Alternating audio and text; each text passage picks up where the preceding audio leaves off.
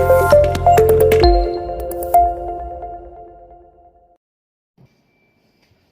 क्या पढ़ेंगे हम?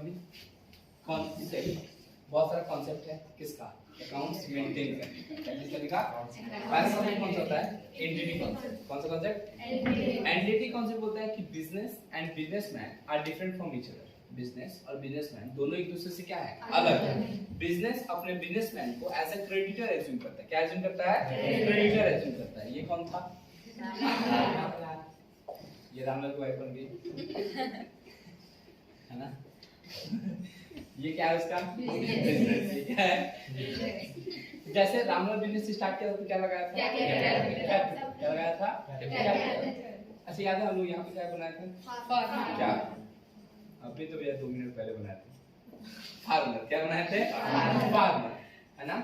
फार्मर पे अकाउंट्स करेंगे, अकाउंट्स करेंगे। ये वो क्रेडिटर है जो कि हमको क्या सप्लाई करता है? पोटैटो सप्लाई करता है। जैसे ये क्रेडिटर मेरे को पोटैटो सप्लाई कर रहा है, वैसे ही ये भी एक हम लोग के लिए क्या है? क्रेडिटर है जो हम लोग को क्या सप्लाई कर रहा है? कैपिटल सप्लाई करता है। इसीलिए बोला गया कि business and businessman are different from each other. Business और बिजनेसमैन दोनों एक दूसरे से क्या है? अलग है। इसलिए बिजनेस जो है बिजनेसमैन को एज अ क्रेडिटर ट्रीट करता है। किसकी तरह ट्रीट करता है? एज अ क्रेडिटर ट्रीट करता है। चलेगा यहां तक? सेकंड आता है तुम्हारा going concern concept. Going concern concept. As per this concept, business will run for infinite period of time. इस कॉन्सेप्ट के हिसाब से बिजनेस क्या बोला जाता है कि बिजनेस जो है इनफाइनाइट पीरियड ऑफ टाइम के लिए रन करेगा। कितना पीरियड के लिए रन करेगा? इनफाइनाइट पीरियड ऑफ टाइम के लिए रन करेगा। अब जब बिजनेस इनफाइनाइट पीरियड के लिए टाइम के लिए रन करेगा तो तुम लोग याद करो कि हम एसी का प्राइस कितना बताया है? 50। देखा पूरा गांव को हल्ला करके बैठे हुए। एसी का प्राइस कितना है? 50 है। तो वो मेरा क्या कॉस्ट प्राइस है कि आज का मार्केट प्राइस है? कॉस्ट प्राइस है। जब हम खरीदे थे तब 50,000 लगा था। हम अपने यूजर्स को कितना बताएंगे? 50,000 बताएंगे कि आज मार्केट में 66,000 रुपए 66,000 में इन्फ्लेशन की वजह से दाम हो गया है, वो बताएंगे। 50,000 बताएंगे। मतलब कि as per this concept we record all our assets at cost price. इस कांसेप्ट के हिसाब से हम लोग अपने सारे एसेट्स को किस प्राइस पे रिकॉर्ड करते हैं? Cost price. कौन सा कांसेप्ट? ठीक है। थर्ड आता है पीरियोडिकल कांसेप्ट। तो पीरियोडिसिटी कांसेप्ट बोलते हैं। हम क्या बोलेंगे? As per this concept business will run for infinite period of time. इस कांसेप्ट के हिसाब से बिजनेस जो है वो इनफाइनाइट पीरियड ऑफ टाइम क्या करेगा? रन करेगा। कौन से कांसेप्ट के हिसाब से? Going concept. पीरियोडिकल कांसेप्ट हम लोग जैसे लेजी अकाउंटेंट रहेगा ना, तो ठीक है, तो जब इनफाइनाइट पीरियड के बाद हिसाब किताब करना होगा तब बुलाइएगा मेरे को, तब तक सैलरी देते रहिए। क्या देते रहिए? सैलरी देते रहिए। मतलब बिजनेस जो है 100 साल चलेगा। हम हिसाब किताब नहीं करेंगे? हिसाब किताब तो करना पड़ेगा। हिसाब किताब हम करते ही क्यों है? ताकि हमको अपने परफॉर्मेंस के बारे में पता चल जाए। लेकिन हिसाब किताब 100 साल बाद करने बैठेंगे तब तो देखेंगे सारे एम्प्लॉय जो है चोरी चमारी करके पता ही नहीं चलेगा मेरे को कि कहां पर फॉल्ट हो रहा है, लॉस हो रहा है, प्रॉफिट हो रहा है, क्यों लॉस हो रहा है, क्यों प्रॉफिट हो रहा है। इसलिए हम लोग क्या करते हैं, जो इनफाइनाइट पीरियड है किसका? गोइंग कंसर्न कॉन्सेप्ट का, उसको स्मॉल पार्ट में डिवाइड कर देते हैं। उसको बोलते हैं ताकि हम अपने फाइनेंशियल परफॉर्मेंस और फाइनेंशियल पोजीशन को टाइम टू टाइम चेक कर पाए। किस लिए बनाते हैं हम लोग? ताकि हम लोग अपने फाइनेंशियल परफॉर्मेंस और फाइनेंशियल पोजीशन को, फाइनेंशियल परफॉर्मेंस किससे पता चलता है? प्रॉफिट एंड लॉस से। और फाइनेंशियल पोजीशन किससे पता चलता है? बैलेंस शीट से। तो हम टाइम टू टाइम अपना फाइनेंशियल परफॉर्मेंस और फाइनेंशियल पोजीशन को क्या कर पाए? चेक कर पाए। इसलिए हम लोग क्या बनाते हैं? पीरियोडिकल कांसेप्ट को बनाते हैं। तो क्या बोलता है ये concept? As per this concept the infinite period of going concern concept is divided into small period of time, है ना, so that we can record our performance and position of the financial statement। चलेगा? फिर क्या आता है? एक word आता है मैचिंग कॉन्सेप्ट। कौन सा?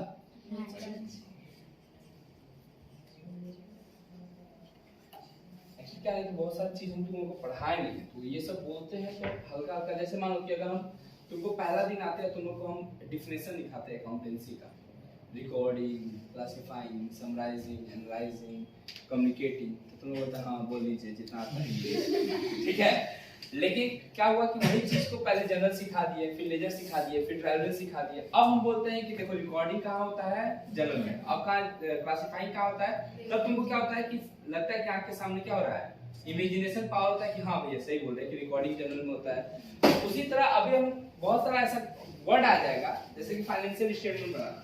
तुमको पता ही नहीं है कि प्रॉफिट एंड लॉस क्या होता है, बैलेंस शीट क्या होता है, और तुमको उसके बारे में हम बड़का बड़का कहानी कथा कहे जा रहे हैं। ठीक है बोल लीजिए, आपको आता होगा, हम लोग तो समझ में सुना यार।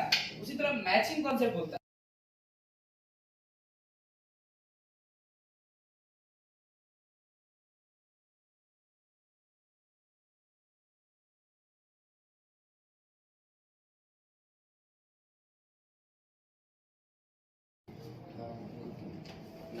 क्या देखिए फिर तो मैचिंग कॉन्सेप्ट। तो मैचिंग कॉन्सेप्ट क्या बोलता है? We should record या recognize all those expenses. We should record or recognize all those expenses which help us to generate revenue. जो कि हमको हेल्प किया है क्या करने में, रेवेन्यू जनरेट करने में। उसी को हम लोग क्या करते हैं अपने बुक्स ऑफ अकाउंट में रिकॉर्ड करते हैं। अदरवाइज कोई भी चीजों को नहीं लिखेंगे। तो सपोज करो कि हम तुमको पढ़ा रहे हैं, तो ये इसका खर्चा जो लग रहा है, बोर्ड का खर्चा जो लग रहा है, इस रूम का रेंट जो लग रहा है, ये सब क्या है मेरा, ये सब इनकम जनरेट करने के लिए जरूरी है। अब बैठ के बिरयानी खा रहे हैं, वो इनकम जनरेट करने के लिए जरूरी है क्या? नहीं। तो वो हम एक्सपेंसेस में नहीं लिख सकते, उसको हम पर्सनल यूज बोलेंगे। क्या बोलेंगे? पर्सनल। तो हम लोग वही खर्चे को रिकॉर्ड करते हैं जो मेरे को रेवेन्यू जनरेट करने में क्या किया है, हेल्प किया है। क्या किया है? हेल्प किया है। जैसे एक वर्ड आता है, जैसे ऐसे समझो कि 1000 यूनिट हम लोग खरीद के लाए 100 रुपए की। कितना करें? कितना में खरीदे? 1 लाख। 5 लीजिए, 3 2 5, ठीक है। फिर 820 को हम बेच दिए 150 कर लिए, 1,20,000। प्रॉफिट कितना का हुआ? 20,000। देखो यहाँ से खुले आंखों से देख रहे हो तो तुमको 20 ज्यादा लग रहा है, लेकिन मैचिंग कॉन्सेप्ट होता है नहीं होगा, ऐसे नहीं होता है। कैलकुलेशन कैलकुलेशन ऐसे होता है कि जितना इनकम कमाए हो उतना ही का खर्चा लो। तुम खर्चा ले रहा है 1000 पीस का, खर्चा ले रहा है और इनकम ले रहा है 800 पीस का, दोनों इक्विवेलेंट है क्या? नहीं। तो 800 पीस का अगर इनकम लिए हो, नहीं 800 पीस का क्या लियो, इनकम लियो, कितना? 1,20,000। तो एक्सपेंसेस भी कितना पीस का लो? 800 पीस का, 80,000 होगा। प्रॉफिट कितना हुआ है? 40। कितना प्रॉफिट हुआ है? 40,000 का प्रॉफिट। तो हम लोग अकाउंट्स में कैसे करते हैं? हम लोग परचेज दिखाते हैं 1,000 पीस, सेल दिखाते हैं 800 पीस, प्लस इसके साथ क्लोजिंग स्टॉक दिखाते हैं। क्या दिखाते हैं? 200 पीस का क्लोजिंग स्टॉक 100 रुपए करके, 200 पीस का क्लोजिंग स्टॉक, तो ये 20,000 हो गया। 20,000 कितना हो गया? अब इनकम मेरा 40,000 दिखाने लगा। तो कॉन्सेप्ट ऐसे कोई, as per which concept closing stock is shown in the trading account. कौन से कॉन्सेप्ट के हिसाब से ट्रेडिंग अकाउंट में क्लोजिंग स्टॉक को शो किया जाता है? द आंसर विल बी अब देखो इसमें दो तरीके से एग्जाम में क्वेश्चन आ सकता है, हम बता रहे हैं। या तो तुमको गोटा कॉन्सेप्ट उठा के बोल दिया कि what do you mean by entity concept, या फिर तुमको बोलेगा as per which concept business and businessman are different from each other. तो तुमको ऐसे रिकॉग्नाइज करना पड़ेगा कि एनटीटी कॉन्सेप्ट कौन सा कॉन्सेप्ट होता है? एनटीटी कॉन्सेप्ट होता है, जिसके हिसाब से बिजनेस और बिजनेसमैन को क्या किया जाता है, अगर अलग-अलग ट्रीट किया जाता है। चलेगा यहां पे? ओके। एक आता है कंजर्वेटिव। तो हमको मैच करना है किसके बीच में? एक्सपेंसेस एंड इनकम के बीच में। किसके बीच में? एक्सपेंसेस और इनकम के बीच। अब इसमें भी कंफ्यूजन होता है। मैचिंग करने को बोला जाएगा तो तुम लोगों को मन में चलेगा ट्रायल बैलेंस, पूरा डेबिट क्रेडिट के बीच में मैचिंग करना है। किसके बीच में मैचिंग करना है? ऐसा होता है क्या? मैचिंग कॉन्सेप्ट मैच तो करना होता है। ट्रायल बैलेंस में क्या करते हैं हम लोग? डेबिट साइड और क्रेडिट साइड क्या करते हैं? मैच करते हैं। फिर अगर तुम बैलेंस शीट बनाना सीख जाओगे तो तुम देखोगे कि एसेट्स का बराबर में क्या होना चाहिए? लायबिलिटी। जितना एसेट्स उतना ही लायबिलिटी, तब इक्विवेलेंट माना जाता है। तो वहां पे बहुत फाइनल अकाउंट जब बनाओगे तो बार-बार तुम क्या मैच कराओगे? Balance sheet. क्या मैच कराओगे? Balance sheet. कहीं-कहीं देखोगे दिक्कत होगा तो बोलोगे भैया मैच करा दीजिए ना। क्या चीज मैच करा दीजिए? Balance sheet. Balance sheet match करा दीजिए, बैलेंस शीट मैच करा। अब तुम्हारे मन में वो गढ़ मान जाएगा कि मैच कराना माने बैलेंस शीट, माने assets and liability. Assets and, और एग्जाम में उठा के क्वेश्चन पूछ दिया कि as per matching concept we match between debit credit, assets liability, income expenses, in none of these. The answer will be expenses and income. किसके बीच में match किया जाता है? expenses and income के बीच में, ना कि assets and liability या फिर debit and credit. चलेगा? एक बार आता है कंजर्वेटिज्म कॉन्सेप्ट. ये बहुत अच्छा कॉन्सेप्ट है. मैंने इसका तुम लोग फील ही नहीं ले पाए, हम जितना अच्छे से फील ले पाए. कंजर्वेटिज्म कॉन्सेप्ट बोलता है कि अपना पढ़ाई मत छाटो किसी का, अपना पढ़ाई मत छाटो किसी के सामने. तुम हो तो लोग अपने आप तुमको क्या कर लेंगे? रिकॉग्नाइज कर लेंगे. अपना अंदर में जितना बुराई है सब सामने क्या कर दो.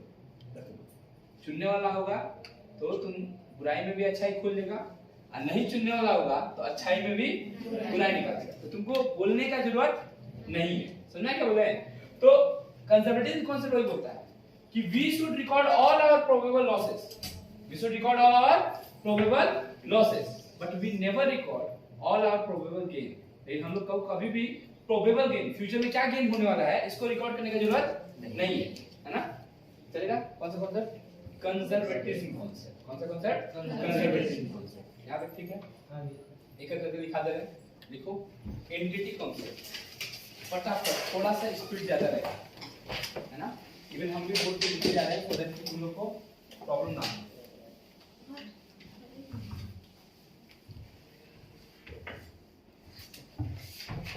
As per this concept, business and businessman are different from each other, so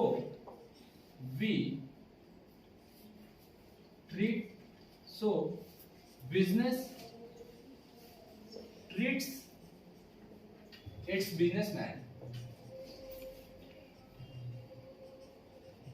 as a creditor of business. किसकी तरह ट्रीट करता है? As a creditor of business की तरह. गोइंग कंसर्न कॉन्सेप्ट क्या बोलता है? As per this concept, business will run for infinite period of time. Infinite period of time. As per this concept, business will run for infinite period of time. So we record all our assets, all our fixed assets at their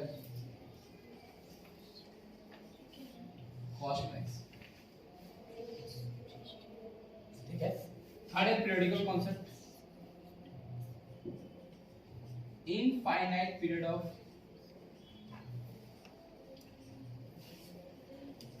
going concern concept.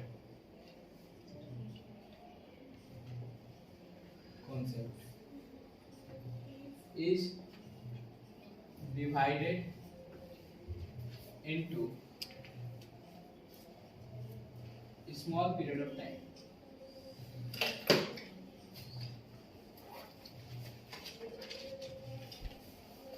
To evaluate our financial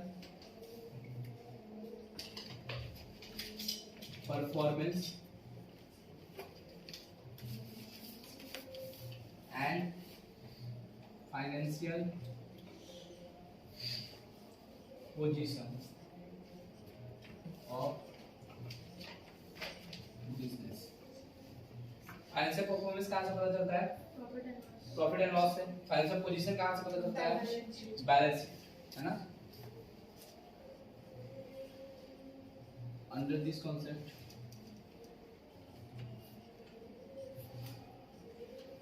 business will recognize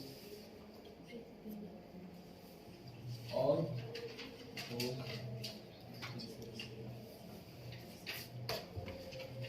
which help us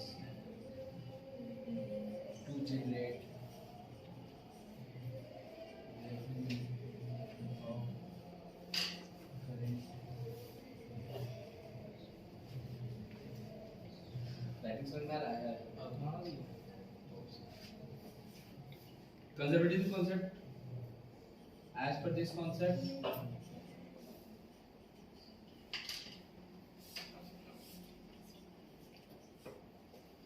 we will never record any probable losses, but we must record all our probable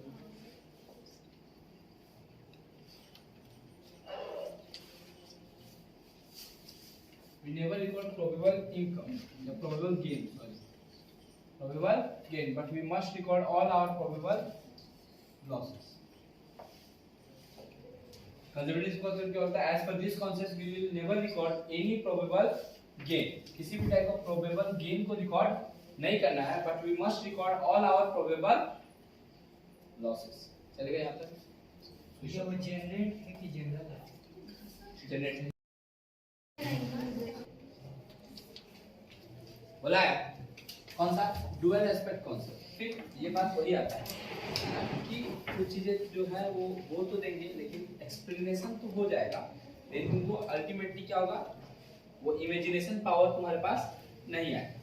बात है कि dual aspect concept क्या होता है, हम लोग हर एक चीज को दो एस्पेक्ट में बांटते हैं, एक डेबिट और एक क्रेडिट। एक वर्ड आता है अकाउंटिंग इक्वेशन, है ना, ये बहुत इंपॉर्टेंट है, ये तुम्हारे एग्जाम में आएगा ही आएगा। क्या चीज? Accounting equation. रूल है capital plus liability equal to assets. Capital plus liability equal to assets. जितना मेरा पूंजी लगा, जितना हम लोन लिए, है ना, मानो 5 लाख का पूंजी लगा, 2 लाख का लोन लिए, मेरे पास कितना रुपया आया? रुपया आया। रुपया मैंने कैश आया, कितना रुपया? 7 लाख। तो कैश मेरा एसेट है, कैश मेरा क्या है? समझ सकते हैं 5 लाख का अगर कैपिटल है, 2 लाख का अगर लायबिलिटी है, मेरे पास कैश कितना का है? 7 लाख का। अब ये दोनों में क्या है? कॉम्बिनेशन है। अगर इधर बढ़ा तो उधर बढ़ेगा, इधर घटा तो लोन पेड कर दिए। लोन क्या कर दिए? पैसा आया कि गया? गया। पैसा कम हो गया, लोन क्या हो गया? वो भी कम हो गया ना। जैसे मानो 2 लाख का लोन पेड कर दिया, तो 2 लाख का लोन गया, साथ में 2 लाख रुपया भी, तो मेरे पास कितना रुपया बचा?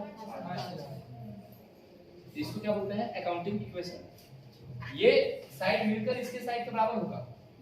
इसको और बड़ा तोड़ा जा सकता है। इसको क्या किया जा सकता है? बड़ा किया जा सकता है। एक्चुअल कैपिटल हम लोग लगाएं किस लिए, ये बताओ? प्रॉफिट जनरेट करने के लिए। हम बिजनेसमैन, कैपिटल किस लिए लगाया है?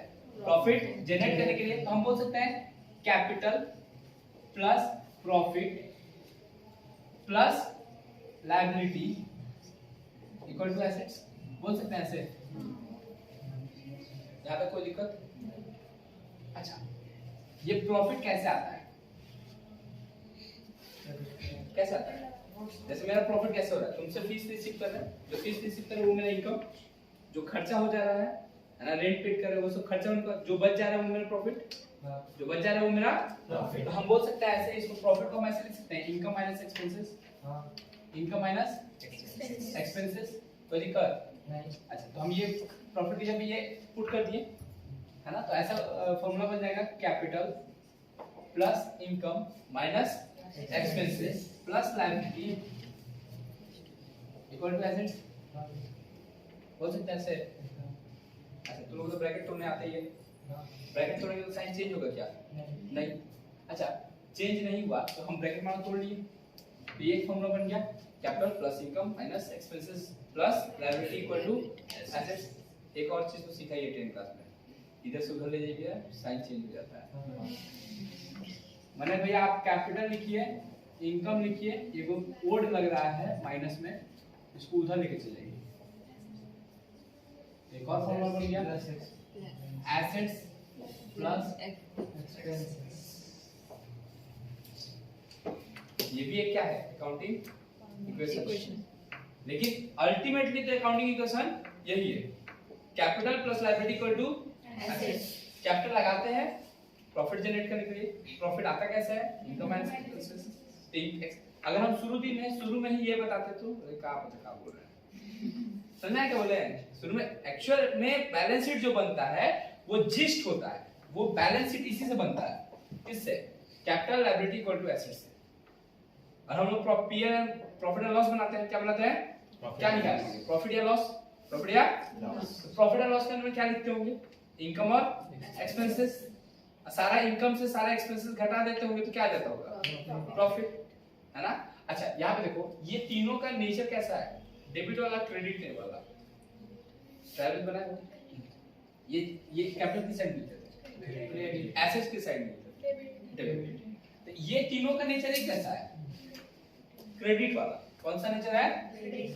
ये दोनों का नेचर है जितना क्रेडिट उतना अकाउंट्स में तो यही होता है ना, जितना क्रेडिट उतना तो डुअल एस्पेक्ट कॉन्सेप्ट यही बोलता है। एज पर दिस कॉन्सेप्ट है ना, every transaction है ना, financial event is divided into two aspects. One is debit and another is credit.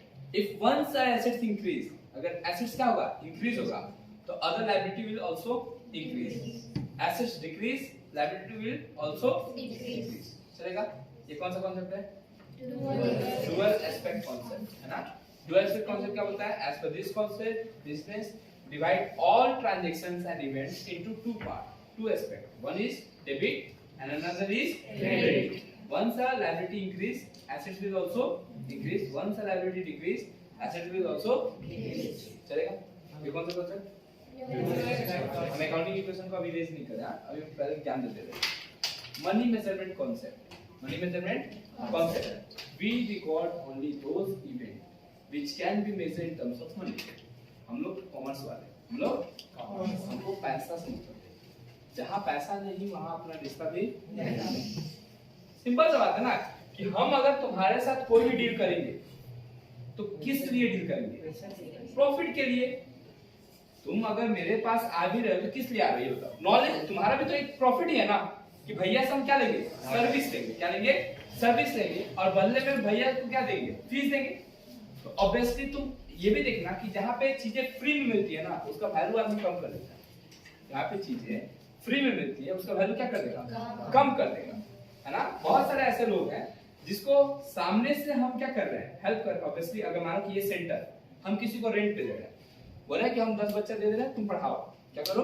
पढ़ाओ। तो वो जिस बंदे को हम देंगे ये रूम रेंट पे, तो ऑब्वियसली हम ये चाहेंगे कि नहीं चाहेंगे कि मेरा भी साइड इनकम हो? अच्छा मेरा लेना क्या गलत है? हम इतना बड़ा एसेट्स क्रिएट किए हैं, इतना मार्केट में गुडविल क्रिएट किए हैं, उसके बदले में अगर नॉमिनल हम चार्ज दे रहे हैं, तुम मानो कि ये इस बंदे को हम चूज कर दिए, किस लिए? कि आके तुम लोग को इकोनॉमिक्स पढ़ा देगा। क्या पढ़ा देगा? अब इसको रख दिया क्या करने के लिए? इकोनॉमिक्स पढ़ाने के। अब ये बंदा पढ़ा रहा है, मेरा सेंटर यूज कर रहा है, मेरा एसी यूज कर रहा है, मेरा सब कुछ यूज कर रहा है, तो ये बंदे का क्या फ्री में पढ़ाएगा? ये ऐसा होना चाहिए कि नहीं होना चाहिए? एज अ कॉमर्स स्टूडेंट तुम बोलो कि हम इसको सब फ्री में दे दें, नहीं। ऑब्वियसली हम इससे क्या करेंगे? चार्ज देंगे। Obviously as a commerce student mindset होना चाहिए ना। बिजनेस तो पॉलिसी यही बोलता है कि टेक एंड गो। क्यों हम दे तुमको फ्री में? हम क्या फ्री में मिला है मेरे को? तो हम तुमको क्यों फ्री में देंगे? ऑब्वियसली तुम यहाँ पे सर्विस देगा, है ना? स्टूडेंट्स किसका है? मेरा। स्टूडेंट्स किसका? मेरा। ये आकर यहाँ पे क्या कर रहा है? एज अ सर्विस दे रहा है। एज अ एसेट्स किसका है? एसेट्स मेरा, गुडविल मेरा, स्टूडेंट्स मेरा, है ना? अब पूरा प्रॉफिट इसका नहीं होना चाहिए कि नहीं होना चाहिए? नहीं होना चाहिए। अगर तुम क्लास 11 में है तब तुम समझ जा रहा है। ग्रेजुएशन के बच्चे ये बात समझ में नहीं आता उन लोगों को। वो लोग को ऐसे हुआ था कुछ, हम बाद में बताएंगे, ठीक है? हमने क्या बोला? अब ग्रेजुएशन का बच्चा वो समझ नहीं रहा है ये बात कि हम किसी को बंदे को रखेंगे तो ऑब्वियसली वहां पे मेरा क्या है? हम अपना एसेट्स अगर किसी को यूज करने के लिए दिए हैं, कोई जैसे मान लो कि हम कहीं पे रेंट पे रह रहे हैं, तो क्या वो घर वाला मेरे को फ्री में दे दिया था? वो तो रेंट ले रहा है। तो हम किसी और को उस जगह पे देंगे यूज करने के लिए, तो ऑब्वियसली हम उससे क्या चार्ज करेंगे? रेंट चार्ज करेंगे। ये तो नॉर्मल सी बात है। यहाँ तक ठीक है? मनी मैनेजमेंट कॉन्सेप्ट, और ऊपर से हम लोग कॉमर्स वाले, ऊपर से अकाउंट्स वाले, हम लोग दिन भर क्या देखते हैं? प्रॉफिट एंड लॉस, है ना? तो हम लोग उसी ट्रांजैक्शन को, उसी इवेंट को क्या करते हैं? रिकॉर्ड करते हैं, जिसको हम मनी में क्या कर सकते हैं? मेजर कर सकते हैं। जिसको हम मनी में मेजर ही नहीं कर सकते, हम उसको रिकॉर्ड ही नहीं करेंगे। मटेरियलिटी कॉन्सेप्ट, कौन सा concept? As per this concept, कौन सा कॉन्सेप्ट? Materiality concept. अब मान लो मेरे पास ये डस्टर है, एसेट्स है मेरा, किसका इसका हम 2 साल चला देते हैं, किसका इसके 2 साल। मेरे ससुर जी आए थे, तो उनको हम दिखाते, देखो मेरे, देखिए मेरे पास 15 को डस्टर है, दिखाए होंगे? नहीं। अच्छा एसी है, दिखाए होंगे कि नहीं दिखाए? कितना का एसी है? 50। गाँव जानता है कितना का एसी है? 50 है। ये मेरे ससुर जी जानते हैं कि नहीं जानते? जानते हैं। उसको हम अपने बुक्स ऑफ अकाउंट में दिखाए होंगे कि नहीं दिखाएंगे? दिखाएंगे, ऑब्वियसली दिखाएंगे। हम अपना एसेट्स बोले नहीं होंगे, जो घर में आता है हम उसको बोलते हैं। यहाँ भी एक एसी है, वहाँ भी एक एसी है, कितना का एसी है? 50,000। ठीक है, ये क्या है? अच्छा ये मटेरियल है क्या? ससुर जी को ये समझ में आता है ना कि एक तो जो क्या बोलते हैं डस्टर जो है, इनके पास बहुत सारे डस्टर है ना, तो दो बेटी भेज देते अपना, उनको फर्क ही नहीं पड़ता कि आपके पास कितना डस्टर है ना। अगर एक डस्टर है उससे कोई फर्क ही उनको नहीं पड़ता है। अच्छा एसी है तो फर्क पड़ता है कि नहीं? 5 बीघा जमीन है तो फर्क पड़ता है कि नहीं? पड़ता है ना। जितना ज्यादा संपत्ति रहेगा उतना ज्यादा बबुआ के घर गाड़ी लेके आना है, टाइप ऑफ, है ना। तो ये क्या है? ये कौन सा कॉन्सेप्ट है? Material concept. हम लोग के लिए कुछ चीजें क्या है? बहुमूल्य है, कुछ चीजें बहुमूल्य नहीं है। हम लोग हर एक चीज को एसेट्स नहीं दिखा सकते। ये एसेट्स है, मोर देन 1 ईयर हम इसको क्या कर सकते हैं? यूज कर सकते हैं। लेकिन इसको एसेट्स दिखाएंगे कि खर्चा दिखाएंगे? खर्चा दिखाएंगे। क्या दिखाएंगे? कि इसका वैल्यू इतना ज्यादा नहीं है कि तुम्हारे डिसीजन को क्या कर दे? चेंज कर दे। एक ऑडिट में टर्म आता है मटेरियलिटी कॉन्सेप्ट। कौन सा कॉन्सेप्ट? बोलता है as per this concept we only record those transactions which is materially affect the financial decision of user, जो तुम्हारे डिसीजन को क्या कर दे? चेंज कर दे। जो मेरे ससुर आए थे, उनका क्या था? एक इंटरेस्ट था मेरे अंदर कि चलो फलाना लड़का क्या कमाता है क्या नहीं कमाता है। आज तक देखो कोई भी बाप जो है अनपढ़ गंवार लड़का को अपना बेटी सौंप देता है? नहीं, कभी नहीं सौंपेगा। क्यों सौंपेगा? वो एनालाइज करेगा, रिकॉर्डिंग करेगा, जनरलाइज करेगा, क्लासिफाइड करेगा, 10 चुनेगा, उसमें से एक क्या करेगा? सबसे बेस्ट को चुनेगा, और उसके बाद उस चीज को क्या करेगा? रिकॉग्नाइज करेगा कि हाँ ये मेरा क्या है? एसेट्स है, इसको अपना बेटी देना है ना, बेड़ा पार लगा देगा, मेरे बेटी का जिंदगी पार लगा देगा। उसको क्या करता है? वो लोग सेलेक्ट करता है। तो हम जो यूजर ऑफ फाइनेंशियल स्टेटमेंट है वो भी अपना क्या लगा रहा है? पैसा लगा रहा है। जैसे मान लो कि तुम भी क्या कर रहा है? फीस पेड कर रहा है, तो तुम लोग भी मेरे अंदर में फीस क्यों पेड कर रहा है? तुम देख रहा है कि भैया का रिजल्ट हर एक साल डे बाय डे क्या होते जा रहा है? इंक्रीज होते जा रहा है ना। पहले जहां पे स्टूडेंट्स जो है वो 80% क्रॉस किए, फिर 90% क्रॉस किए, फिर अभी देखो तो आउट ऑफ 120 स्टूडेंट्स कितना स्टूडेंट्स, माने इतना स्टूडेंट्स 80 पार होता है कि हम पोस्टर में लगा नहीं पाए, है ना। ये क्या होता है? तुम लोग का यूजर है, तुम लोग मटेरियलिटी उसमें देख रहा है कि मेरा इन्वेस्टमेंट जो जा रहा है वो सही जगह पे इन्वेस्ट हो रहा है या नहीं। तो अगर कोई ऐसा चीज जिसकी वजह से तुम्हारा डिसीजन क्या हो जाए? चेंज हो जाए, और वो चीज हम तुमसे क्या कर ले? छुपा ले। क्या कर ले? छुपा ले। तो मेरे अंदर की जो खराबियां हैं वो तुमको बाद में पता चलेगी, टाइप ऑफ। तो वो क्या होगा? तुम्हारे डिसीजन को क्या कर देंगे? चेंज कर देंगे। क्या कर देंगी? चेंज कर देंगी। तो कोई भी ऐसा आइटम जो कि यूजर के डिसीजन को चेंज कर दे, जो यूजर के डिसीजन को चेंज कर दे, ऐसा आइटम कोई भी छुपाना नहीं चाहिए। किससे नहीं छुपाना चाहिए? अपने यूजर से। अपने यूजर से वो बात को छुपाना नहीं चाहिए। उसको क्या बोलते हैं? मटेरियलिटी। मतलब we record all those material item. हम लोग को वो सारी चीजों को क्या करना पड़ेगा? रिकॉर्ड करना पड़ेगा, जो एक फाइनेंशियल स्टेटमेंट के यूजर के डिसीजन को क्या कर देता है? चेंज कर देता है। तो हमको उसको क्या करना पड़ेगा? डिस्क्लोज करना पड़ेगा। क्या करना पड़ेगा? डिस्क्लोज करना पड़ेगा। किसके सामने डिस्क्लोज करना पड़ेगा? अपने यूजर्स के सामने। क्या करना पड़ेगा? डिस्क्लोज करना पड़ेगा। चलेगा? यहाँ पे लिखो डुअल एस्पेक्ट कॉन्सेप्ट। पहले ना अच्छा रहेगा अकाउंटिंग इक्वेशन का सारा फॉर्मूला लिखो। कैसे लिखोगे? Capital plus liability equal to assets. फिर क्या लिखोगे? Capital plus profit plus liability equal to assets. फिर capital plus income minus expenses equal to liability.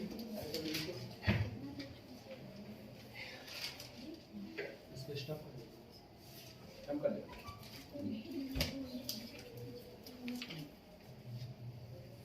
हैं तो रिवीजन के लिए भी हो जाएगा। Because dual aspect concept as per this concept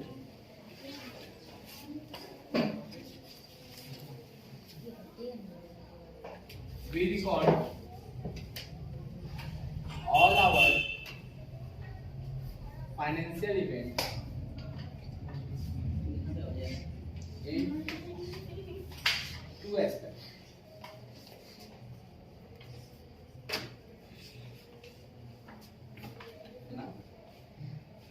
One is debit and another is credit.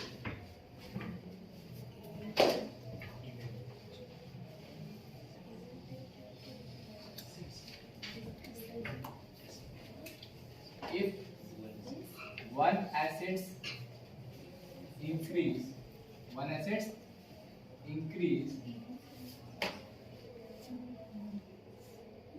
other liability will also increase, है ना? एंड वाइस वर्सा बोल सकते हैं. देखो एसेट्स और लायबिलिटी का डायरेक्ट रिलेशन होता है. एसेट्स बढ़ेगा तो लायबिलिटी भी बढ़ेगा, एसेट्स घटेगा तो लायबिलिटी भी घटेगा. लेकिन लायबिलिटी के साथ लायबिलिटी का उल्टा रिलेशन होता है. क्या बोले, फिर से बोलो. लायबिलिटी के साथ लायबिलिटी का उल्टा रिलेशन होता है. अगर लायबिलिटी एक लायबिलिटी बढ़ेगा ना तो दूसरा लायबिलिटी घट जाएगा. एक लायबिलिटी बढ़ेगा तो दूसरा लायबिलिटी घट जाएगा. हाँ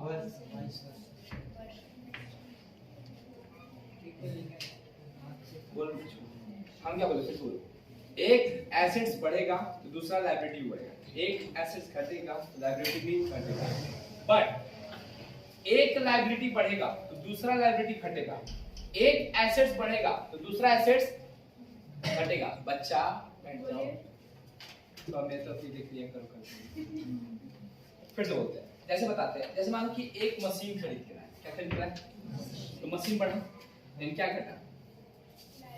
कैश गया ना. कैश गया, क्या हुआ? मशीन खरीद के लाए पैसा देके. क्या देखे? तो एसेट्स बढ़ा, एक एसेट बढ़ा तो दूसरा एसेट क्या हो गया? घट गया. तभी तो बैलेंस शीट बराबर रहेगा. तभी तो बैलेंस शीट क्या रहेगा? तो एक एसेट बढ़ेगा तो दूसरा एसेट घटेगा. एक लायबिलिटी घटेगा तो दूसरा लायबिलिटी बढ़ेगा. एक घटेगा तो दूसरा बढ़ेगा, है ना. एक बढ़ेगा तो दूसरा घटेगा. सेम सेम है तो, है ना. जैसे if one assets increase, then another assets decrease. एक एसेट बढ़ेगा तो दूसरा एसेट क्या हो जाएगा? घटेगा. 5%. समझ में आया? जैसे मशीन खरीद के लाए तो कैश घट गया, है ना. मशीन बेचे, मशीन गया और पैसा आया. लायबिलिटी के केस में, लायबिलिटी के केस में बोलो, जैसे उसको लोन लेके क्रेडिटर को पेड किए. लोन लेके एसेंशियल से हम जेरोक्स कराते हैं, तो हम लोन लिए और पेड किए किसको? एसेंशियल को. तो लोन लायबिलिटी बढ़ गया, लेकिन एक लायबिलिटी क्या हो गया? कम हो गया. तो एक लायबिलिटी बढ़ेगा तो दूसरा लायबिलिटी कम हो गया. या फिर पूंजी लगा के लोन पेड कर दिए तो कैपिटल बढ़ा. कैपिटल क्या हो गया? बढ़ गया. लेकिन लोन वाला लायबिलिटी क्या हो गया? कम हो गया. चलेगा? Money measurement concept as per this concept,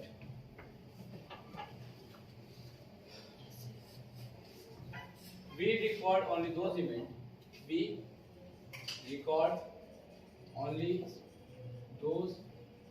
events which can be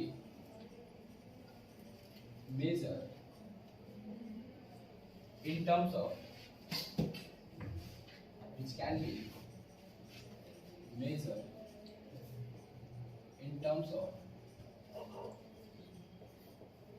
money. है ना. क्योंकि मनी के टर्म में क्या किया जा सकता है? मेजर किया जा सकता है. मैटेरियलिटी कॉन्सेप्ट. कौन सा कॉन्सेप्ट? मैटेरियलिटी कॉन्सेप्ट. मैटेरियलिटी कॉन्सेप्ट क्या बोलता है?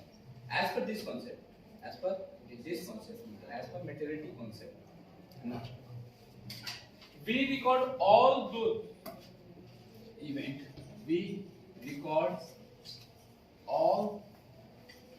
those event which is materially affect our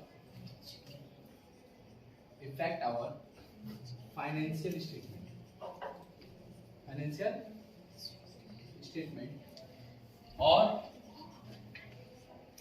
decision of user of financial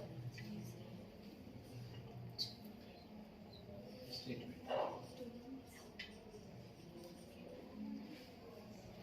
We record all those events which materially affect our financial statement or decision of user of financial statement. Statement. अब इससे ज्यादा theory